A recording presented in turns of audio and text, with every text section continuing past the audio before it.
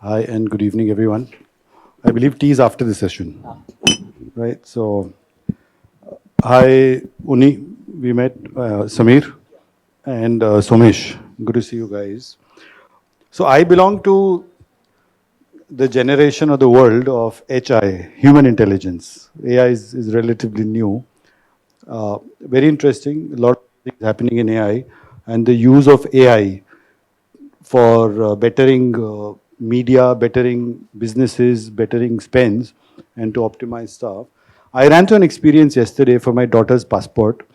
So she had to renew her passport, but the signatures that I had on the form, it had just had Pankaj, whereas on my passport it has Pankaj Krishna.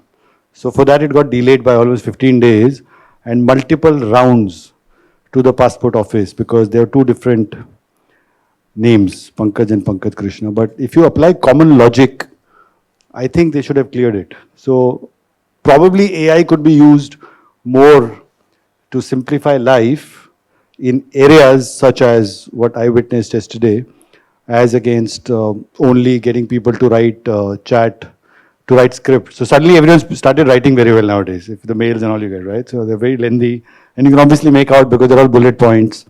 So that's the use of AI, which really is not the best in my view.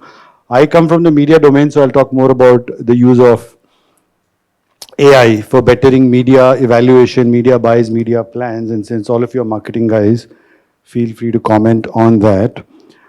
Uh, so to set the context, media buying, planning, execution, everything comes with on the back of some kind of a currency. You have some kind of a measurement, only you'd know best from the background that you are from. But every time there is a currency, there is a scope for counterfeit, right? So if you've got $100 bill, that's probably the most counterfeited bill or a big note.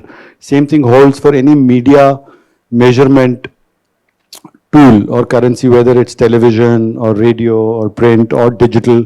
In digital, you've got bots and you've got other means to inflate the numbers. In television, obviously, it's a panel, which is conventional media, print, ABC, multiple other platforms. So, what is the take? I'd leave this open to all of you on your views on the take on the use of AI and technology. And doesn't have to be AI; it could be HI, everything.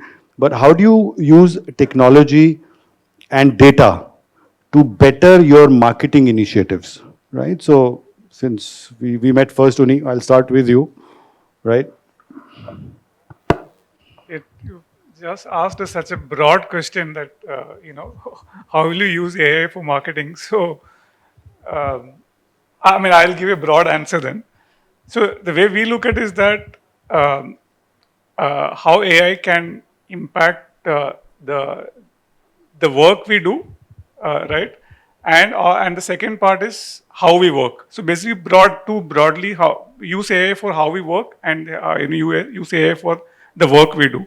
So using AI for how we work is essentially the kind of whatever tools are available in the market, the kind of data and models that is available. So there again, between creative and media, there could be different options. Like on media, for instance, currently a large amount of AI is happening on with the large media or large big tech firms, like whether it is Google or Facebook or Amazon, because they are the one who is sitting on a large amount of data, right? So when at some point when marketers have build when they build their own large pools of data, obviously that started getting reflected on right.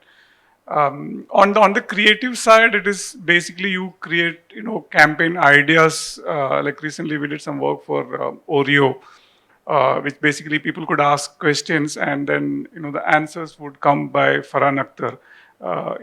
So that was built on AI model where it could, based on the questions asked, answers are sort of created on the fly. But even then, we had to do a bit of human check to ensure that there are no four-letter words and those kind of thing, right? On the way we work again, which is basically whatever tools are available in the market, whether it is Midjourney or ChatGPT at a very fundamental levels. So using those two tools to improve your efficiency. So that's the broad answer I can give. Yeah. So again, so what I was specifying, so to put a number, if you go back a decade, right? It was zero, practically zero AI, or 2 decades, right? Vis-a-vis now, the efforts that go it in terms of efforts, time, money put together. So out of 100, you will have like still like 10% is now on AI in your I business, could, everything put no, together, at a very broad number. no, overall in the business, it could be very less. Yeah. But if you look at the whether the Googles and Metas of the world, if you look at their campaign optimization, significantly It's is on, hugely, it's very will high. be yeah, it will be. So, see, it's not that it is new. Like even 6-7 years back, machine learning and predictive intelligence was already there. Yeah. That's getting better and better Yeah. today. You'll be using a lot of AI on your way to the airport with Google Maps on the potholes on the Yeah, way, yeah. right? So, Samir, Legrand, that's a favorite brand that I've used as we were chatting earlier. So, broadly on a 0 to 100, AI, what level of AI has penetrated your business in your marketing decisions? And you could cite some examples? Yes. So to start with, at this point, I would still rate HI on a higher pedestal than AI High. when you started the whole conversation. Yeah. We would be different because we are in a B2B company. So almost 80% of our business is B2B. And our business is complex. We go do business on data centers and we do business with electricians. So it's a wide canvas. So how we don't look AI as a big project or a big tool which lands on the marketing desk. We are defining it by business clusters, and there are other aspects which we call it enablers, which helps the business. So business cluster may be a direct interface with the customers, B2B customers, and Yeah. enablers would be various points which bring in efficiency, CX, etc., like that. What we look at, one important point on the success before I get into the metrics, is the maturity of the team and the tools available in the market. Right. It has The maturity of the team. Okay. how to handle that Yeah. in the ecosystem within the company. It needs to go at the same path. And since we are B2B, we collaborate a lot with the customers, where again the maturity of the customers depend because there's a direct collaboration. Just to answer a question, suppose this is a hotel and there's a configurator which wants to calculate the energy efficiency of power with Taj Group, and we work quite a lot with the Taj Group. So we have AI tools how to understand the consumption patterns of a particular hotel. It might get specific to the number of rooms, to the number of lobbies, to the number of restaurants, but then it becomes equally important that the client, or in this case Taj maturity system, to understand our configurator is at the same level. Yeah. So that by the collaborative becomes important. So this I'm saying at a very high level of B2B, where we work with data centers on energy efficiency, on stuff like that. But when we come to an electrician, like you say, you use Legrand switches, that's also complex. You need 2 or 3 things to build up a small switch, a rocker, a plate, a Facebook. There we have again configurators for the electricians. Yeah. So somewhere these are the enablers. On the CX side, we get into the schemes. We do a lot of trade schemes, and there our universe is not like a bank where you have millions of customers, but say 20-30,000 people participating in the scheme. Gives a lot of insight on the buying patterns, on the SKUs you need, and those kinds of things. So I think from that perspective is less of media, except for we have a small e-shop, less of business. So maybe 1% or 2% from a media perspective, but lot of tools and means. And one is predictive maintenance. We have a UPS business. So UPS goes into a controlled environment where we can understand the products within warranty, outside warranty. And then you develop tools on the AI side as to how you do the predictive maintenance. So different aspects, but I think these are small projects will bring efficiencies from internal perspective and a lot of CX and touch points from a customer perspective. Yes. What you've listed is more on the technology side. It's less on artificial intelligence, I would believe. But before I come back to you, Somesh, you are the B2C man here, right? So I have something, again, I'll try and share my personal experience. If I was to make a call to a service provider or to an insurance company or to a hotel, right, I would like to talk to a human, no? Right? So does that limit the role of AI? Because at times you must be managing a lot of this, right? So interaction with end users and getting AI to revert to those queries at times does get frustrating, right? So does AI really have a big role to play in building HDFC Ergo and at this point in time? Yeah, absolutely. So, I would say I would divide this into three different parts. One, you asked about how do we kind of make sure from a marketing strategy perspective, marketing initiatives perspective, do we really use AI? Uh, we do two kind of marketing. I also wear a hat of managing the digital business for HDFC Ergo. When I do that, we completely rely on getting traffic and leads through digital marketing and the initiatives that we drive on the digital world, which is largely performance. If I look at that, 90 to 95% of our campaigns are AI driven there already. And like Oni was saying, because obviously the ecosystem, which is the Google, the Meta, all of them also have reached to a level where most of the campaigns now we are running on absolutely AI based. It took us a while. We were the ones who always used to be the first ones to do any kind of beta or experiment with Google. For example, when two-wheeler insurance, when it was in beta for them to work on predictive AI, we were the first ones to do it, and we saw that there was a jump of 48% in conversion rates, what it used to be earlier with AI. So these are obviously some use cases where we've been using, and 95% of our most of our campaigns now on the performance side is absolutely AI. On the other side, where I wear the marketing hat and I talk about brand, I talk about awareness, talk about consideration. Uh, is AI really being used to the extent that we should be using? Answer is no. We try doing in bits and pieces, but we've not been able to kind of get that ecosystem. So I can remember some of the cases like Cadbury's using it for a very nice campaign where Shah Rukh was being used, and each and every shopkeeper was being addressed through an AI campaign. The same replication of Shah Rukh addressing different shopkeepers. Yeah, Exactly, Cadbury. exactly. Yeah. So not many brands have been able to really use it, but from on that side, not many have been able to use it. Your question was, are we able to kind of do it on the other streams? And absolutely, other than marketing, AI is very important for HDFC Urban. So, for example, we have an application called Here.app, which is largely an engagement app, and that with 5.5 million people using it, it's absolutely AI driven. Who's coming, what they are doing early in the morning, what they're coming for. 3 times in a week, people are coming and engaging with us. A particular segment of customer, they are coming to engage for these three activities, and hence my entire we will address them in a different way versus another set of customers coming absolutely for a different need, and hence we'll take them to the health ecosystem and not the motor ecosystem. The second use case that we've been using extensively is on the claims side. You said the experience, you want to speak with somebody, and absolutely, especially when there is a claim, when somebody is in hospital or somebody's vehicle has been broken, you really want to speak with somebody. You don't want to speak with a AI bot and be more hassled.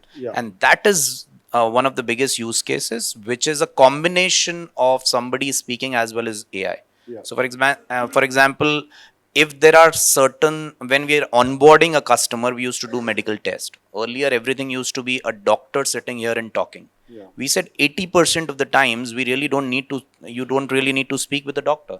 If somebody has, for example, diabetes to a particular level, all I will do is I will add an loading there, and I will obviously issue a policy. That can be done by an AI bot, and those places AI is being used. Break-in inspection, when there is a vehicle you're driving and you've not renewed your policy, you used to earlier, a surveyor used to go do an inspection. Anything that's iterative could be delegated to AI to a great extent. Absolutely. But where there is a subjective call, you actually do need the human interface. You said you're using less. Keep this interactive. You can agree with each other, disagree with me, no with each other. So the thing that I'm coming to you again, Somesh, on your flight back to Bombay, right? So you've got now these new generation aircrafts, and tested and tried completely pilot free, driven by machine, flown by machine. Would you board that aircraft? No, I won't. right? So Insurance doesn't cover that would you kind would of you risk would you till cover that, now. Samir? Would you board an aircraft which has no human inside it? What about you, Uni? Would you? I wouldn't. I would still not depend on a machine to fly me from one city to Yeah, yeah. another. So I, So I think, yeah, I sorry. wouldn't. I wouldn't. See, there is this. I don't know. Probably some of us are aware. This term called AI maximalist and AI minimalist. So, and earlier when blockchain was there, like there was this blockchain maximalist, like people used to think like everything. It was like it was a solution which was looking for a problem kind of thing, right? So, I am not an AI maximalist. I am probably somewhere in the middle or maybe close on the other side of the middle. Right? Yeah, I think that's also got to do with the fact that I don't know what's a better term to use. The age bracket is what's synonymous for age bracket. We don't know. We come from a different set. We've done a lot of things. If you look at the people who are starting out now, they would be more on AI. So my son, who's now 9, but by the time he was 3 or 4, he went up to the screen and started trying to scroll, and he said the thing doesn't work. Yeah, Right? yeah. Because it was so. Lot of kids do that now. They're going to do that, right? So that's the irony of things. But we still believe in doing things ourselves. We want to make sure things are working and all, and that's got to do with your mindset and how we've been brought up. More specific to the media segment that I come from, and most of you come from, you invest a lot on promoting your brands by way of media consumption, media buying, B2C, B2B, and you're probably C2C, client to customer, right? So looking at that, every currency which we started off with beginning, so there is a currency, there is a measurement system. And wherever there is a measurement system, whether it's television or print or digital, there is a scope for rigging, right? Which is true, where there is a finite panel of 50,000. In the case of television, people can buy, actually you can induce force viewing by paying off cable operators to run a particular channel, right? So that means that a channel that you invest on would do good on the ratings panel, but in reality it won't. In digital there are bots, right? So do you feel when you spend money, Somesh, right? When you spend a lot of money. So at that time, do you feel there's a need for a parallel validation? Right? So again, now AI is something which the topic is, but I've got some data that my team has pulled out here. So if you look at television consumption broadly, and it's a no-brainer, the ratings data might tell you otherwise, but if you look at actual consumption, 12 to 6 p.m., which is afternoon to 6 p.m., is a hugely female skewed time band. It's obvious as well, and that comes from all the data that is generated through our applications. And 8 to 10 p.m. is a male-dominated time band. But the currency would tell you otherwise. Now, would you go with the currency or would you do parallel checks? This is one simple example. I've got tons of data, so if I run out of questions, I'm going to start throwing them at you. Right? Somesh, yours. No. So we definitely do parallel check, and you're absolutely right. The moment any medium, I mean, it's not about TV or radio or any specific medium, digital. Somebody or the other is sitting there and trying to kind of manipulate that and earn out of it. But there are tools available. There is a way to check it, and absolutely for us, there is one thing which is very clear. We are absolutely ROI driven. If anything which is not giving me business, we completely don't rely on any kind of research, any kind of data, because You're accountable for every money you spend in terms exactly. of converting to sales? Yes. So okay. for the digital business, it's absolutely P&L driven, yeah. account driven. There is nothing that we spend beyond the budget that we have, and that also really helps. And AI helps here as well, because all my campaigns on digital is absolutely budget, which is being given to the model, which has been trained over a period of time. And the cost of acquisition that we target is clearly set. This is the cost of acquisition at which we need to grow. And we've been working very closely with folks all across where how can we improve this? There are largely 3 funnels in any marketing. It could be B2B, B2C, C2C for that matter. The upper funnel, more and more people and traffic needs to come in. How do I kind of get the relevant traffic? And we work with, there are companies who give us what are the fraud clicks, what are the kind of traffic which is not coming from the relevant websites. On the digital side. On the digital no, side. digital, Somesh, is hugely addressable to a great extent. It's spontaneous. It's now, you can do that. I was referring more to not only the digital side. A major chunk of your spend is not digital, right? Digital is not, would be below 50%? No, for us, it would be more than 50%. But Okay. yes, if you ask me only marketing spend, which I don't look at really the business contribution to that or a return on investment on that, yes, you're right, it will not be more than 50%. On the offline side, you're right to an extent. Yes, there is a challenge, but there are proxies that we also have, which clearly tells us whether the numbers which has been given are correct or not. So, for example, in case of radio, and radio we use extensively, there clearly is a research pre and post which we do in eval, which we do in all of these markets, and which clearly gives us so we are one of the lead insurers in Tamil Nadu and Pondicherry, and we extensively did BTL radio and some of the above the line communication as well, advertising as well, and our pre awareness scores and post awareness scores clearly give us some kind of indication that yes, this is work, this is not work. So I think yes, offline there is a challenge. I don't know what others do, but we also face that challenge. Yeah, In the Samir, offline. same question to you as well. If you remember the question, because it's quite a while. Yeah, you remember the question? Okay. At least so I know the answer, but I think it's really relevant to the question. Okay, yeah. Two things which comes differently is like you said, we do lot of offline, which is totally integrated to online. Yeah. So be it electrician meet, be it road shows, those type of time. For there, it becomes very difficult because you invest something on an offline activity, be it a paper or a local hoarding and stuff like that. But on the same offline activity, when we translate it into digital, it types of becomes for e-shop it's clearly ROI, but for this time is still a trend. How much are you investing to get sales? But it's clearly not as robust as what we do on e-shop, where the funnel lead generation and cost of the acquisition is very, very clear. Here I would still say AI doesn't give us good insights. It doesn't. It doesn't give us an insight. Sure. The second point where the AI doesn't give good insight is new product launches. So when we do a new target audience, you can get from AI, but the product usage, the type of products, a simple thing like color, what color of switches, if we go by the AI, Won't work at all. It's going to be influenced by the electricians, or it's wherever there's an emotive thing coming in a purchasing buy decision, it doesn't work. So product launches we still struggle. Combination where we combine the offline with digital to increase the awareness, Insta, Facebook, whatever, we don't see a much value coming of this. I think it's still limited on performance marketing, whatever we little do on e-shops, Google Analytics, those are the areas. But I think on the CX side, on the service part, we see a value in AI. We clearly see a value in AI because you have installation base running for 10 years. And if the products communicate, if the products talk, after the service side is really if we can use the technology, and then machine learning comes into play. You and I will connect digitally, and AI will help you, let you know where to pass the discount when I build my next.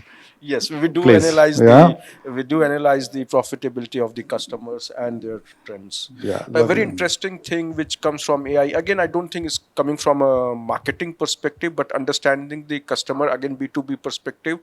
If 5G, so we supply to the towers, and if we have the data on the locations of the towers, it helps us optimize the service, and we can really pitch into the tower manufacturing that we can optimize our servicing costs. Completely. That's all tech, all tech play. Absolutely. Uni, what about you? I'll probably throw these numbers at you only since you come from the data side. The need for AI and technology for a parallel check on every bit of dollar or rupee that you spend. See, honestly, I don't know what would that parallel. So I'll give you some examples. System, would be because I'll just complete. So, like what both of them said, at the end of the day, it's finally going to be very ROI focused. So, like every brand will have an A to S ratio, and so people will experiment with different channels, but there will be benchmarks which is sort of arrived at, and then it will be based on that. And this, to me, it's not so much of AI. Even before AI, I think people would, a very data-driven, data-led approach has been there in digital marketing. Probably like the case of HDFC, they said AI systems are today optimizing to look at which consumer segment should I go behind and which is the one is likely to get converted, closure. So it's finally it's all at the ROI focus. No, now when it comes to television and offline, I honestly don't know what would be that parallel system, at this point of time, because I don't have much of hands-on experience with that. So that's what I was coming to. No, but please continue with you only. The point that I'm making is so there's some research that was recently done in terms of media consumption habits, right? So as marketers, we are using currencies of individual vehicles to decide on advertising spends, whether it's television or radio or newspapers. But many a times, if you were to do a survey or if you were to use AI, and which is a simple SDK installed on a mobile phone on a connected TV to tell you the consumption of content. So, for example, if you look at GECs, general entertainment channels, current trends would have a plus colors and a Z, which are mostly legacy brands, as the highest consumption, which might differ from the data that you get from your rating agencies. When it comes to newspapers, again, so this is, you can like, it's the Dainik Bhaskar, Jagar and Hindustan, along with numbers which might differ from the circulation numbers that go. Now, a lot of this is manually done, a lot of it is technically collected. So I've got data for platforms. So you got Disney plus Hotstar doing almost 111 million, followed with Jio Cinema, and a lot of that is got to do with cricket, right? So these numbers keep changing, and they're all generated by AI, by technology installed on phones and installed on connected TVs, right? So do you see that playing a good role in your decision making outside of the established currencies? Was my question. See, again, it's going to be very panel-based. I mean, I don't know the solution clearly. So there is no. So I will. So on the panel-based, good point. I just want to speak on that. On as far as panel is concerned, ideal case scenario, you want a census-based data for anything, right? Yeah. And you get that from the big gamma, right? Google, Amazon, Apple, and Meta. Unfortunately, as far as data is concerned, so whether you consume content on a certain device or a certain brand, everyone has their own tech play and everyone has access to their own data. But the census data will never come out till all of them come together. So the only way to take this forward is to have a marriage of panel and some kind of census. YouTube is a great census-based data. It's in the public domain. Does get rigged with bots and people do buy YouTube views, but it's a marriage of panel and census. Having said that, I'm not saying that the panel data is fully accurate. It is an indicator, right? So do you use that for business growth for your clients, or do you intend to use that? At this point, I don't use any of those panel. Like I said, because we do from creative media technology to CRM, and media is one part of the business which I look at. So because it is largely digital and connected TV is still very sort of less. So at this point of time, I don't use. But to your point, when there's a measurement system, whether a brand HDFC Ergo wants to decide whether should I spend between Z5 or Hotstar, and if it is a e-shop kind of thing, they will have a direct correlation. But otherwise, if it's a brand awareness campaign, then they might want to, or even FMCG brand might want to look at those panel data. Sure. So, Somesh, It's a very directional, is what I would assume. I think he's correctly raised a B2C example. So, would you look at parallel means to gauge optimal consumer usage or media usage at this point in time? We will. Answer is whether we will completely rely on that. The answer is no. Yeah. But just to take a kind of a confirmation on whatever we are deciding or intuitively what we feel, all of us as marketers have an kind of a feeling that if this is the market segment that I'm trying to target, probably these are the three channels that I should be looking at. Now, one, obviously the data which has been accepted universally is something that we look at when we go to media agencies. We also look at all of these kind of proxies, like you rightly said. The YouTube data is one of the biggest proxies that we use when we kind of go out. Hotstar obviously is something that we look at. Geo, now we look at connected TV, we look at. So for example, we're also working at industry level to kind of work to create awareness, and that is where, if you ask me, we would obviously need these kind of proxies to ensure that the kind of marketing dollars that we are spending is really making sense. But still, it's far off. I would say still a lot of work needs to be done. how reliable it is. Because the other challenge is that only if Google comes and talks about YouTube data and Hotstar themselves comes and talks about YouTube Hotstar data, I at times obviously look at it from a perspective that they are selling their own brand. Yeah, So there yeah. is no body or Independent third party, independent third party non-conflicting. which is publishing a number and saying these are the numbers. That is one challenge that we have currently. So I will connect you to one body after this. Coming to you, Samir, what's your view on parallel proxy, as you used rightly a word, but parallel checks for B2B, right? Besides the established norms. so clearly And a lot of this, Samir, a lot of this is again AI based. Abhi jo chal raha hai, everyone has got some kind of an SDK installed. For the longest time, you give an example of Hotstar. They had a parallel tie-up with a friend's company, and they were I can't name the brand now, but they ran into a little bit of a privacy legality bit, but they had real-time insights of what is being consumed, not being consumed, and even if it was an HDFC ad, how many people saw it, when, where, now, conversion, driving instant, all of that was happening, right? But then obviously it had to pull down.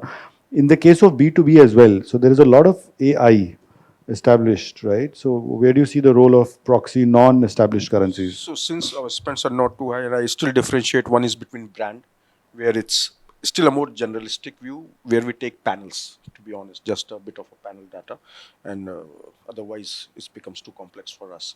On the e-shop, we still rely on the big four, big five, whatever we get. Of course, the likes of agencies help us to fine tune our ROIs and our spend, but at our level of spend, I think from a B2B perspective, we are more at this stage driven on assets. Most of the investments are on the assets right now. Performance excellence, or if you say optimization of the performance, is still peanuts for us. So from that perspective. Completely agree. I don't think AI is in isolation a standalone solution. I think it's a means to an end. It's not an end on its own. But for a B2B business like Legrand, you do a lot of mystery shopping, right? Checking with with the electricians, shops, and therein you could be embedding a lot of technology in terms of Yes. better So usage. one, we have our own virtual. We have physical stores, but we do a lot of digital in that to understand the consumer behavior on the buying behaviors. Which type of, and we do a type of a correlation, not directly on the buying on your spends, but correlation on what goes into the house. Sure. So what type of bathroom fittings are you using, what type of kitchen, and we see a strong trend line within, if we say, the categories which go inside the house. That gives us an insight on upselling. So that's a tool. Again, it's more technology, but the data comes from the AI part. So we use that. And the second is for a consumer to make a choice. So the first choice clearly goes into the mobiles. How you do virtual or scenario based choices. A switch. The moment you click on a switch, you can get different types of wall shades, which you help make a buying decision. So more tech, but I think once we get a correlation between a color of a paint and the choice of a color of a switch, and then since Asian Paints has a bigger universe, you can start looking at what trends of paints are being sold, and then you start looking at your switches.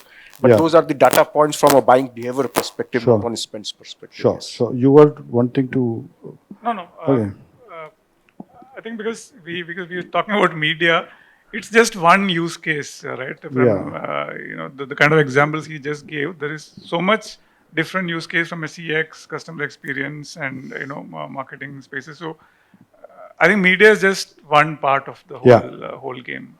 The aircraft we spoke about is the second part, which you all disowned. Yeah. But so I'll come to the last section on which I thought is content creation and ideation. Right. So you can park your thoughts. I'll start with you, Somesh. You're the B2C man here. Any penetration or any infiltration of AI in content creation? Now we've got very good graphic designers in our office.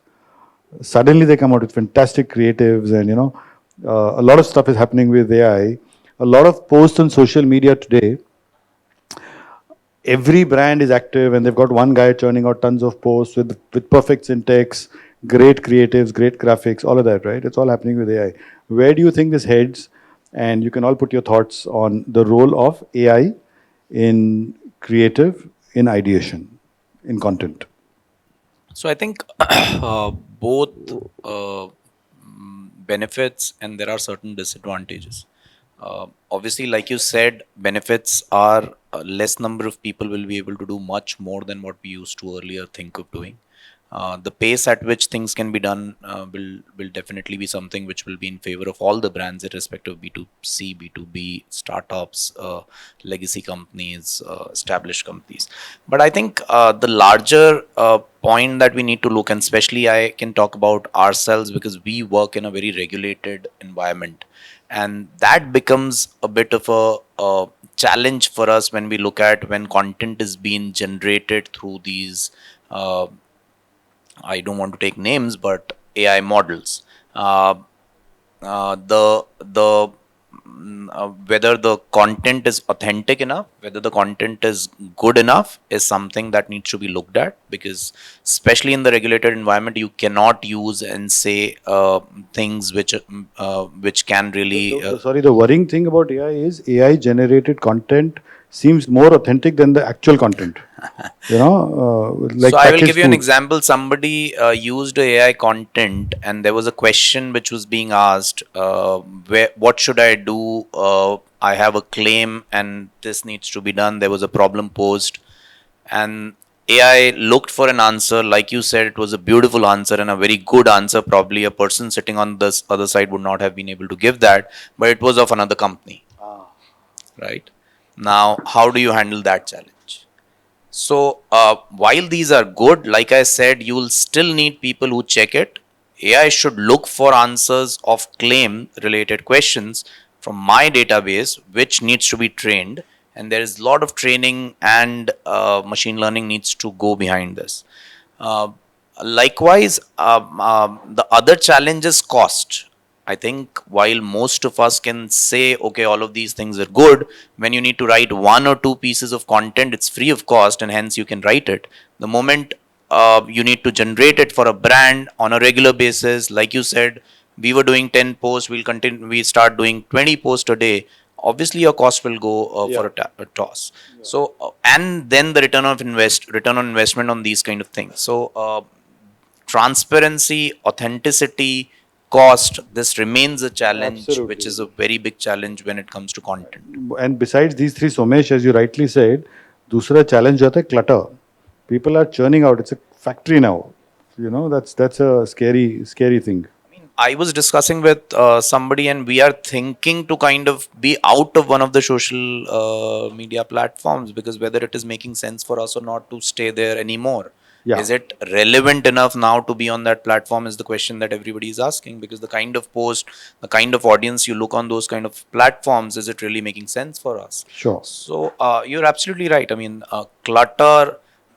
The mind space of a consumer is this much only. Since morning till now, I will get so many messages. I will be exposed to so many things. What is going to get registered is also getting difficult for brands. Absolutely. The bane of clutter, killing us. What's your view, Samir? Only you want to speak first, so we'll wrap up with the role of the same question, the same thing, the use of No, AI. I think he put it correctly, and the context for us is similar. Efficiency comes in, but the sensitivity is not there. I think now today, like you said, you can make out even how well it is done. The creative part and the sensitivity part, which comes into being, is not. We find it. We are not a really B2C guy, but I experimented just as a case study on doing something humorous, and we took at AI. The sensitivity of humor really didn't come out. They were just. It didn't come out? It didn't, Okay. it didn't come out. It didn't come out. Somewhere I think your HI or your creativity still stands on, because once you have to have enough data for a certain type of humor, then the AI will come. But if you're looking at a perspective of a humor from a very specific angle, at least Doesn't I was come not out. too convinced that you are getting the right thing. Maybe old-fashioned still, but No, I completely agree with you. I a few completely agree with sensitivities, you. the content doesn't come. But like you said, 80% you have to churn out. It comes, you get. It's a rat race. It's a rat race. It's about constantly posting and trying to get more traction. You agree with that, Uni? Yeah, so the fact is that actually on content, yes, obviously a whole lot of developments are happening on that space. Like Adobe Firefly has, AI integrated, and many of those tools. So I think that will continue, but I think we still have there are problems of copyright issues are not sorted out. The kind of fairness it gives those creatives are probably not, it will still look a bit of synthetic, right? So I don't think brands will stay. I mean, maybe people might play around with a little bit of social media post, fun and things like that. Then even on, people are still using, so there was some research done some time back, it says, uh, maybe 12 to 15% of usage on AI is largely to people, trying to get a better email crafted and, drafted and those kind of things. So at this point of time, I still don't think it is.